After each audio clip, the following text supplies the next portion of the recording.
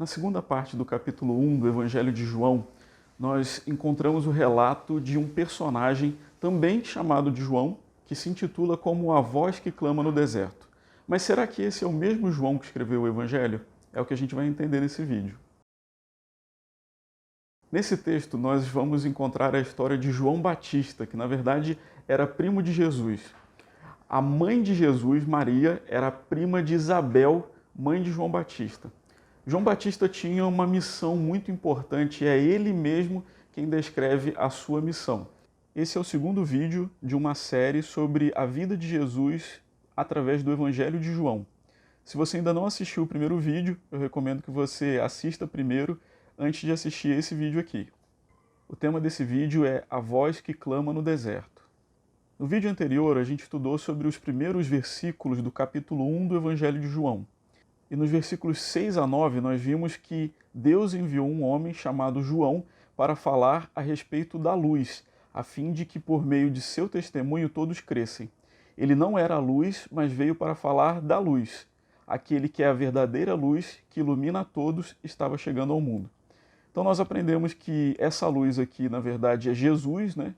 No livro de João aparecem vários nomes que representam Jesus. O primeiro deles é a palavra, depois ele é descrito como a luz, e nós vamos ver ao longo do Evangelho de João vários outros termos, vários outros nomes que são aplicados a Jesus, porque cada um deles representa uma característica de Jesus, um atributo de Deus. Então cada um desses nomes, eles representam um atributo de Deus. E nós vemos aqui um personagem chamado João. Mas será que esse João é o mesmo autor do Evangelho? Na verdade, não. Em Marcos, capítulo 1, no Evangelho de Marcos, capítulo 1, versículo 4, nós encontramos a resposta. É muito importante a gente saber que existem 4 evangelhos. Um foi escrito por Mateus, o segundo foi escrito por Marcos, Lucas e o último, João. Cada um deles tinha um propósito diferente ao escrever o seu evangelho. Eles têm informações parecidas, mas cada um deles traz detalhes diferentes. Então, em alguns momentos, a gente precisa buscar nos outros evangelhos detalhes que vão complementando a narrativa da vida de Jesus. No Evangelho de João, então, no capítulo 1, versículo 4, diz o seguinte: Esse mensageiro era João Batista.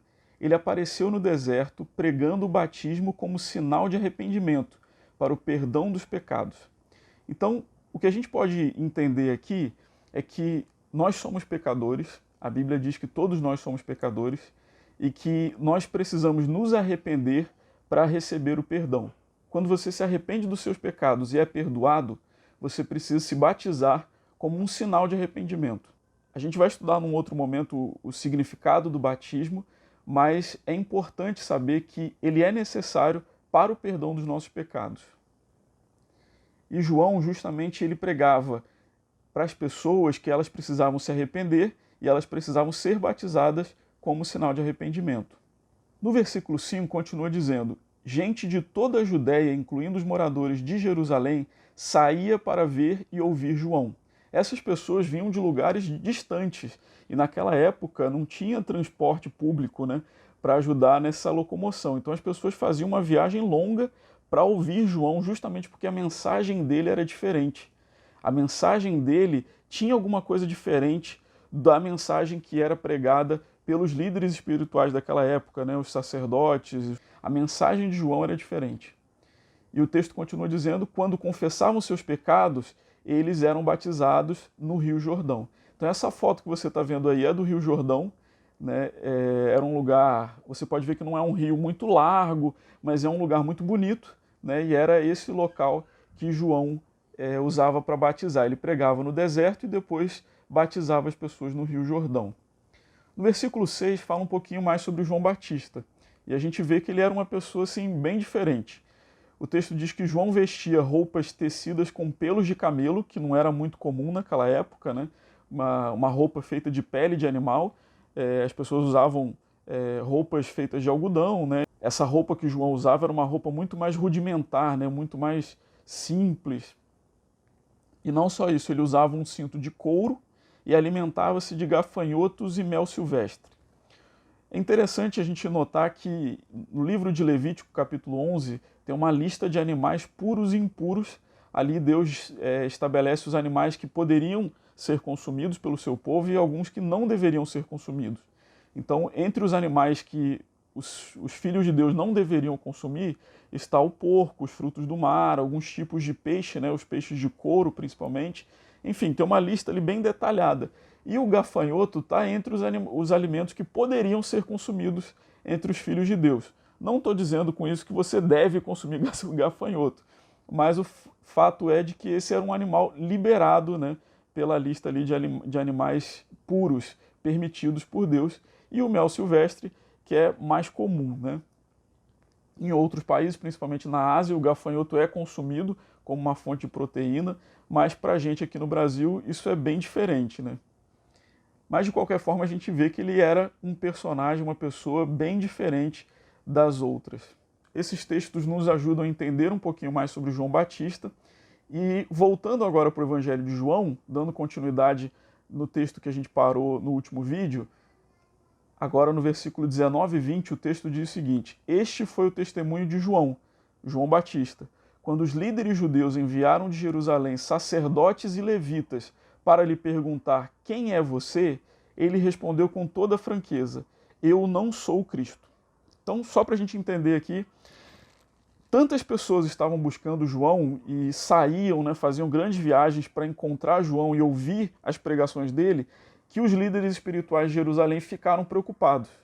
Quem que é esse camarada? Por que a mensagem dele é tão especial, assim, é tão diferente que está chamando a atenção das pessoas? E então eles mandaram alguns sacerdotes e alguns levitas, né, que trabalhavam no templo ali, para entender o que estava acontecendo, por que as pessoas estavam indo buscar esse camarada. Porque naquela época era muito comum aparecerem pessoas dizendo que eram o Messias. Então, de tempos em tempos, aparecia alguém muito carismático, né, que chamava a atenção do povo, se denominava o Messias, dizia que ia libertar o povo se levantava contra os romanos, eram vencidos e aí passava aquela onda, né? Então, quando aparecia alguém assim chamando a atenção, os sacerdotes já ficavam preocupados. Mais um falando que é o Messias, né? E então eles mandavam alguém, né, alguns representantes, né, do templo para averiguar, ver o que estava acontecendo. Um outro detalhe interessante aqui é que ele respondeu com toda a franqueza: eu não sou o Cristo. Então, só para você saber, Jesus era o nome, né? Jesus, o nome dado pelos pais, né? Esse foi o nome dado pelos pais dele. Cristo é o nome grego para Messias. Então, o termo usado no Antigo Testamento para Messias, no hebraico, no Novo Testamento aparece como Cristo. Então, no hebraico, Messias, no Antigo Testamento, no Novo Testamento, no grego, é o termo Cristo. Então, quando a gente diz Jesus Cristo, é como se a gente estivesse dizendo Jesus o Messias. Tá? Esse não era um nome de Jesus, era um atributo, né? Não era um nome dado pelos pais, o nome de batismo dele, né? Era um atributo que era dado a Jesus, ou seja, ele era o Messias, o Salvador. É isso que significa. Já no versículo 21, eles continuam questionando João Batista para entender. Então, quem é você? Perguntaram eles. É Elias? Existia uma profecia que dizia que Elias voltaria em algum momento. O profeta Elias, né, que foi levado aos céus, a Bíblia diz que ele não morreu, né, que ele foi levado aos céus por uma carruagem de fogo, que ele voltaria. E aí eles perguntaram para ele: você é Elias? Elias voltou e é você? E ele falou: não sou, eu não sou Elias. E eles continuam perguntando: é o profeta por quem temos esperado? Né? Um novo profeta? Porque durante 400 anos antes de Jesus aparecer e iniciar o seu ministério, o povo ficou 400 anos sem um profeta. O povo de Israel sempre teve um profeta que trazia as orientações de Deus. Mas durante 400 anos eles não tiveram profeta. Então eles esperavam que em algum momento Deus levantasse um novo profeta e que esse profeta prepararia o caminho para o Messias. Então eles estavam perguntando: você é esse profeta? Só que o João Batista ele não se considerava um profeta. Quando eles perguntam isso, ele diz que não. Só que mais para frente a gente vai ver que Jesus considera ele, afirma que ele era um profeta e que ele foi, na verdade, o maior de todos os profetas. Não porque ele era melhor do que os outros, mas porque ele teve o privilégio de conhecer o Messias, né? Todos os profetas que tinham passado antes foram grandes profetas, né? Trouxeram a mensagem de Deus, mas não tiveram o privilégio de conhecer o Messias. E João Batista teve esse privilégio, né? Por isso que ele é considerado por Jesus o maior dos profetas. Mas ele mesmo não se considerava um profeta. No versículo 22, eles continuam perguntando, afinal, quem é você então? Precisamos de uma resposta para aqueles que nos enviaram. Você precisa dizer alguma coisa para a gente levar de volta. O que você tem a dizer de si mesmo? Se você não é o Cristo, não é Elias, não é um profeta, quem você é? E aí ele faz uma declaração e ele define quem ele é. João respondeu com as palavras do profeta Isaías: Eu sou uma voz que clama no deserto, preparem o caminho para a vinda do Senhor. Então ele está dizendo, olha, eu não me considero profeta, eu não sou Elias, eu não sou o Messias. Eu sou o arauto do Messias, eu sou aquele que veio trazer a mensagem de que o Messias está vindo. Porque naquele momento Jesus ainda não tinha começado o seu ministério, ele começaria em breve, mas ainda não tinha começado. Então ele estava preparando o caminho, olha, se preparem porque o Messias está vindo. Falta pouco para ele chegar. Então vocês precisam se arrepender dos seus pecados, precisam pedir perdão e serem batizados para quando ele vier, vocês já estarem prontos. E aí a gente precisa refletir sobre isso, né? A Bíblia diz que Jesus veio essa primeira vez, digamos assim, né? E que ele vai voltar.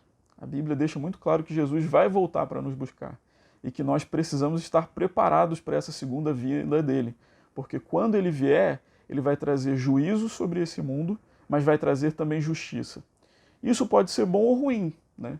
Se você é uma pessoa, um inimigo de Deus, né, que está contrário a Deus, essa vinda de Jesus vai ser ruim para você, porque ele vai trazer o juízo. Mas se você está do lado de Deus, se você tomou uma decisão ao lado de Deus, se você aceitou Jesus como seu Salvador, pediu perdão pelos seus pecados e foi batizado, você está salvo. Então a volta de Jesus é algo positivo. Ele vai trazer justiça. Tudo aquilo que não estava certo na sua vida, todas as injustiças que você já passou, ele vai vir para corrigir isso e para dar salvação, não só a salvação, mas a vida eterna. Hoje você recebe a salvação e quando Jesus vier você recebe a vida eterna lá no céu. Ele vai vir para nos buscar, para nos levar para o céu, é isso que a Bíblia diz. Então nós precisamos estar prontos. E aí eu preciso te perguntar, será que você está pronto? Você já se arrependeu dos seus pecados? Você já pediu perdão a Deus? Já foi batizado? Se não, você precisa fazer isso o mais rápido possível.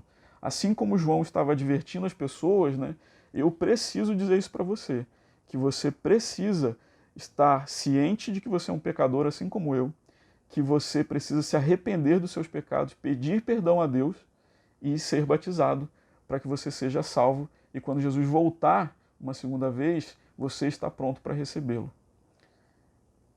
No versículo 24 e 25, o texto continua dizendo assim: Então os fariseus que tinham sido enviados lhe perguntaram, se você não é o Cristo, nem Elias, nem o profeta, que direito tem de batizar?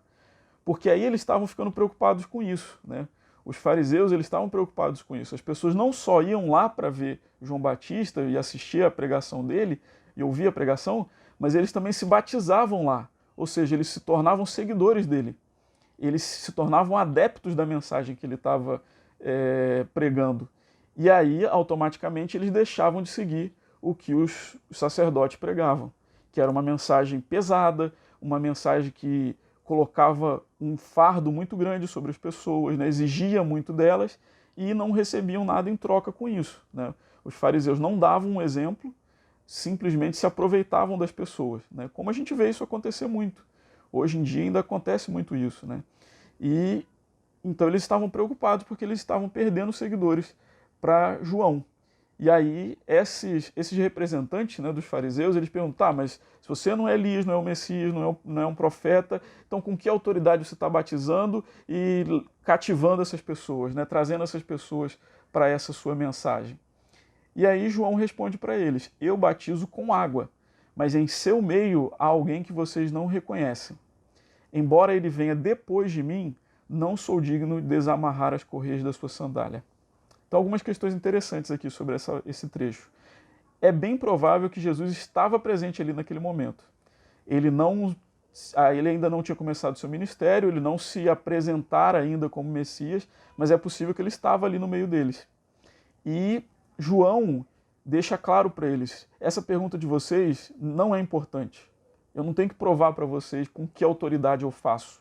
O fato é de que o Messias está vindo, foi Deus que me designou para trazer essa mensagem, e ele está chegando. E não só isso, ele é mais importante do que eu. Eu não tenho autoridade, né? Eu não mereço nem desamarrar as sandálias dele.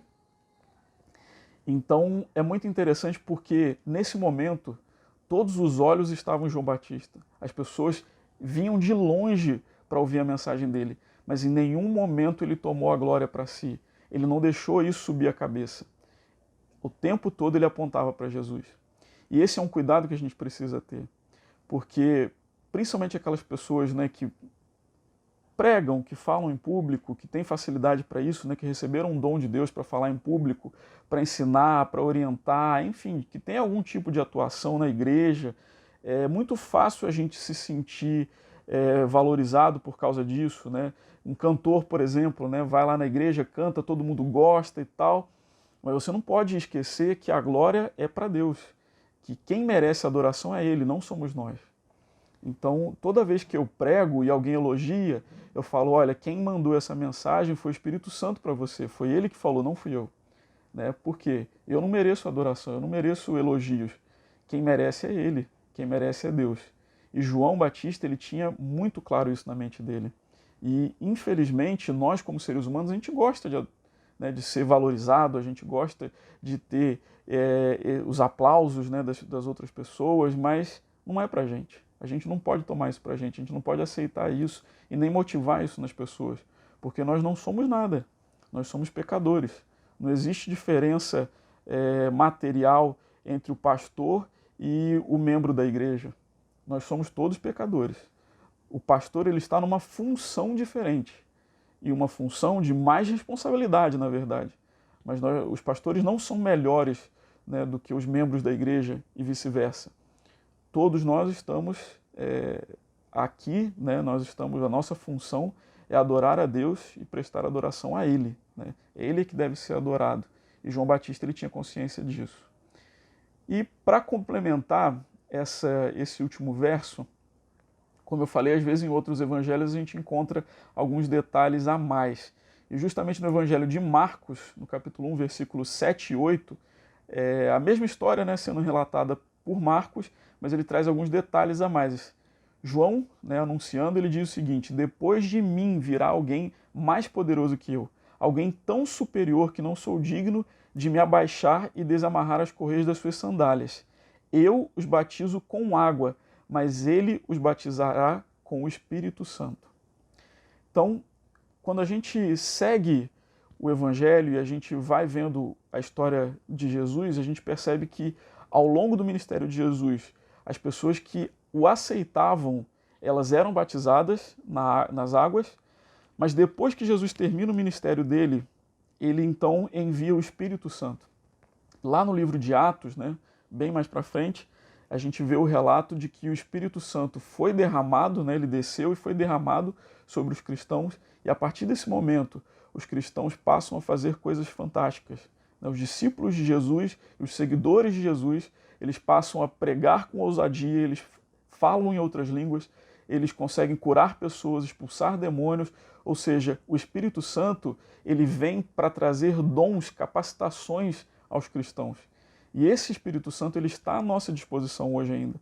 A gente vai ver ao longo do Evangelho de João que Jesus ele fez coisas maravilhosas, coisas incríveis, mas no final do seu ministério ele falou que o Espírito Santo seria derramado e que nós, seus seguidores, poderíamos fazer essas mesmas coisas que ele fez e até mais coisas. Porque enquanto ele estava aqui nessa terra, no corpo de ser humano, ele estava limitado, né, a um lugar. Ele não podia estar em mais de um lugar ao mesmo tempo. E nós, como cristãos, como seus seguidores, nós podemos estar em vários lugares, né, porque nós somos muitos. E então, nessa perspectiva, nós podemos fazer mais. Então, é muito importante você saber que A partir do momento que você é batizado, você recebe o Espírito Santo e ele começa a atuar de forma muito poderosa na sua vida. E é muito importante isso. Vai fazer muita diferença na sua vida. Semana que vem nós vamos estudar sobre a escolha que Jesus fez dos seus primeiros discípulos. Por que ele escolheu cada um deles, como que foi a escolha de cada um deles. A gente se vê lá. Que Deus te abençoe muito. Um grande abraço.